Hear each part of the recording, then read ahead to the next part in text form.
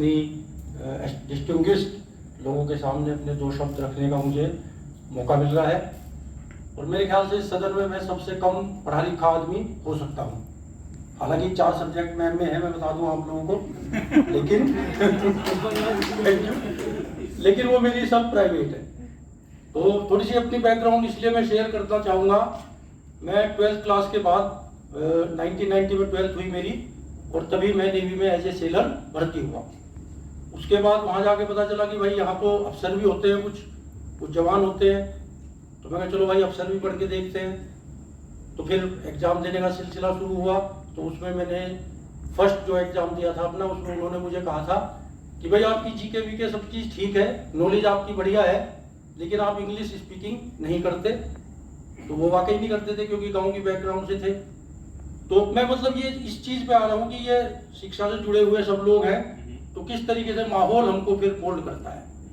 तो वहाँ सारे ऑर्डर इंस्ट्रक्शंस हमको इंग्लिश में मिलते थे। तो एक साल जब पूरा उनके हमने ऑफिसर्स के अपने ऑर्डर सुने, तोड़ के चल को भी वो bloody go at the double and 50 pushups 10 rounds of the parade ground, तो मुझे थोड़ी थोड़ी इंग्लिश आ गई थी बोलनी।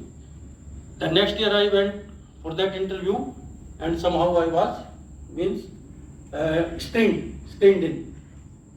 फिर FLN my maths was very weak. तो फिर मैं मतलब I could be a case study for you all कि किस तरीके से एक गांव का बच्चा बाहर निकला, अंग्रेजी सीखी, थोड़ा थोड़ा गणित सीखा, और फिर आज आप लोगों के सामने थोड़ा सा अपना एक्सपीरियंस शेयर कर रहा है। तो ये सारी चीज़ होने के बाद फिर CDS का एक एग्ज़ाम होता है, उसके लिए ग्रेजुएशन करनी पड़ती है। तो मैंने अपनी BA कर ली प्राइवेट। 94 में मेरी BA कंप्लीट हुई। फिर उस टाइम में बॉम्बे में मेरी पोस्टिंग थी। तो वहाँ एक Tata institute of social science करके एक इंस्टीट्यूट है, काफ़ी फेमस। तो उसके गेट के सामने से हम निकलते थे, तो नाम बड़ा अच्छा लगा उसका, ये कुछ सोशल साइंस की पढ़ाई होती है, तो कभी फ्यूचर में आएंगे इसके अंदर। तो मैंने ये सोच के सोशियोलॉजी में MA कर लिया। तो ये मेरा 96 में कंप्लीट हुआ। उसी के बाद मैंने अपना CDS एग्ज़ाम क्वालिफाई किया और 3 बार SSB इंटरव्यू दिया।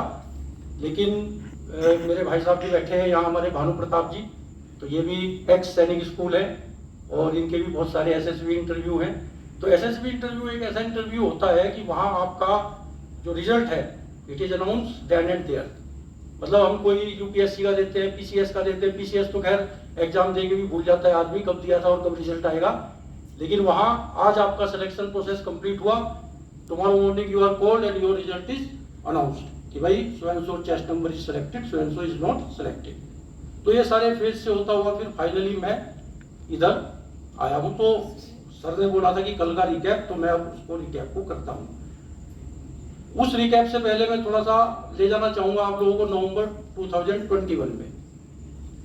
मेरे कुछ साथी, अभी मेरे विनोद भाई से भी बात हो रही थी, और मतलब सबको ये लग रहा था, हालांकि मैं अपने ही समकक्ष के लोगों की बात करूंगा क्योंकि सीनियर लोग तो सब कुछ पहले से जानते हैं।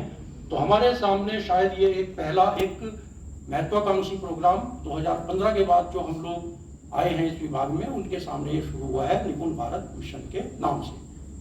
तो जो हमारी नेशनल एजुकेशन पॉलिसी 2020 है, उसमें इसका छोटा सा जिक्र है कहीं पे कि भाई इट्स ए लर्निंग क्राइसिस, कि हमारा बच्चा उस क्लास में जाने के बाद भी वो दक्षता नहीं ले पा रहा, तो we have to do something.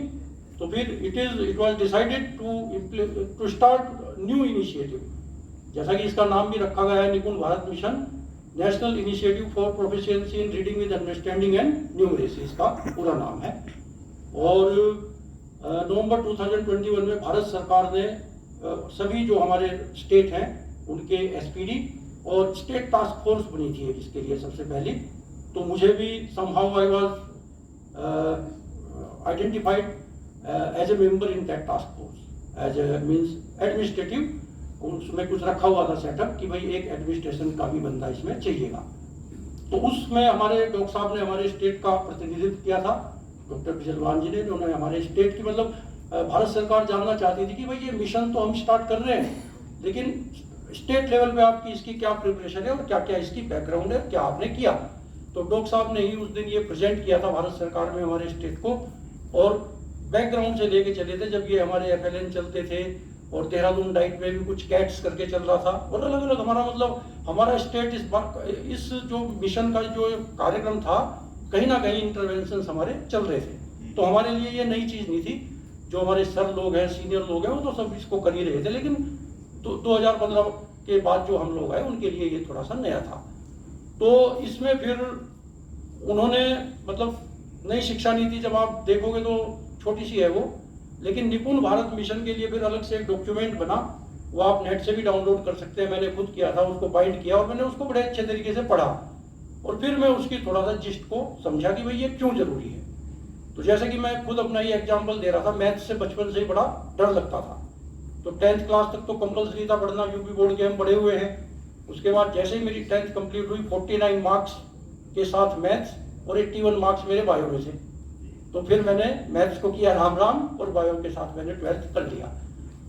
तो मुझे याद आता है कि बड़े भाई साहब थे, वो पढ़ाया करते थे, और पढ़ाने का पुराने लोगों के तो आप जानते हो डंडा साथ में रखा रहता है। तो फिर वो धीरे धीरे उससे एक इंटरेस्ट हट ही गया, लेकिन मैथ से मेरा पीछा नहीं छोड़ा। 93 में जब मैं नेवी में था, तो मैं जब ऑफिसर लाइन का अपना एग्जाम दे रहा था, वहाँ फिर एक मैथ्स का पेपर आ गया। तो बाकी सारे पेपर मेरे क्वालिफाई हो गए, मैथ्स में फिर गाड़ी अटक गई। तो मैं ये कह रहा हूँ कि ये जो बचपन से ये फोबिया है, वो हमको थोड़ा सा हटाने की कोशिश करनी है। और अब तो चूंकि इस विभाग से मैं जुड़ा हूँ, तो काफ़ी चीज़ें मुझे भी समझ में आ रही है कि भाई जिस टाइप की पढ़ाई, जिस टाइप के तरीके से आजकल पढ़ा रहे, अगर हमको उस समय इस तरीके से पढ़ने को मिलता, तो शायद हम इन सब्जेक्ट से जिनसे डरते हैं, तो शायद वो डर हमारा खत्म हो जाता। तो इसी जो ये निपुण भारत मिशन की जो बैकग्राउंड है, वो यही है कि किस तरीके से हम अपने बच्चे को गणित, बेसिक गणित और भाषा, इन दो चीज़ों में परफेक्ट कर सकते हैं। यही इसकी फिलोसफी है, यही इसकी चिस्ट है। अच्छा, इसके तरीके बहुत सारे बताए हैं। जब आप उसको डॉक्यूमेंट्स को पढ़ोगे, बड़ा इंटरेस्टिंग डॉक्यूमेंट है। उन्होंने बड़ा इजी भी कर दिया है कि आपको क्लास फर्स्ट में ये टारगेट अचीव करना है, क्लास सेकंड में इतना, क्लास थर्ड में इतना। वो सब कल दिखाया भी हुआ था स्टेप वाइज कि फर्स्ट क्लास के बच्चे को इतना वर्ड प्रति मिनट धारा प्रवाह पढ़ना, और इतनी संख्याओं का जोड़ घटाओ गुणा वो सब आना चाहिए, क्लास 2 क्लास 3 इतना। तो ये जब हम लोग अचीव कर लेंगे, तो शायद फिर हमारा बच्चा जो लेटर क्लासेज है, उसकी क्लास 10th तक या 12th तक, जहाँ तक भी उसका मैथ्स उसके साथ रहेगा जिंदगी में, वो उससे डरेगा नहीं। और जो अपनी बेसिक जो कंसेप्ट है गणित के, आजकल तो मैं देख पा रहा हूँ कि पहले तो PCS में हम लोगों ने मैथ्स का पेपर नहीं दिया, तो मैं खुद अपने ऊपर इम्प्लीमेंट करता हूँ कि आज का जो नया सिलेबस है PCS का, अगर हमारे मतलब मुझे अगर ये बोला जाए देने के लिए, तो शायद हमारा प्री भी क्लियर नहीं होगा, क्योंकि अब मैथ्स जो है इसमें भी रख दिया गया है, और CSAT पैटर्न पे हमारा मेंस भी हो रहा है। तो कहीं ना कहीं ये बहुत जरूरी है जीवन में, जो आज हम इसकी इम्पोर्टेंस समझ पा रहे हैं। तो मेरा एज ए ब्लॉक लेवल जो मेरे साथी आए हैं, मेरे समकक्ष हैं, उनसे सिर्फ इतना इस कार्यक्रम के बारे में हम लोग क्या सपोर्ट कर सकते हैं। तो हमारे KRPs की इसमें ट्रेनिंग हो चुकी है, KRPs ने MTs को ट्रेन कर दिया है, और MTs अब अपने अपने ब्लॉक्स में जाके टीचर्स को ट्रेनिंग दे रहे हैं कि भाई इसको अचीव कैसे करना है। तो as a block level officer हमारी इसमें सिर्फ इतनी जिम्मेदारी है कि हम यहाँ से एक समझ विकसित करके ले जाए कि ये एक बहुत ही महत्वाकांक्षी प्रोग्राम है। बाकी सारे कार्यक्रम भी चल रहे हैं, लेकिन ये एक फंडामेंटल बेसिक है, बेसिक चीज़ है। जब तक ये हम अचीव नहीं कर पाएंगे, तो हमारा आगे की जो जितने भी इंटरवेंशन से जितने भी कार्यक्रम है, वो हमारे नहीं चल पाएंगे। मैं हमारे APD सर का स्वागत करता हूँ। Good morning sir, and with your permission I am continuing my little bit of interaction with my team. तो इस तरीके से ये मेरा मतलब अनुभव है। तो जब मैं चक्राता ब्लॉक में भी था, क्योंकि मैं स्टेट टास्क फोर्स में मुझे नामित किया गया था, तो मैंने चक्राता ब्लॉक में अपने लेवल पे जब तक कोई ट्रेनिंग कुछ भी स्टार्ट नहीं हुई थी, तो मैं थोड़ा होमवर्क कर चुका था उसके लिए।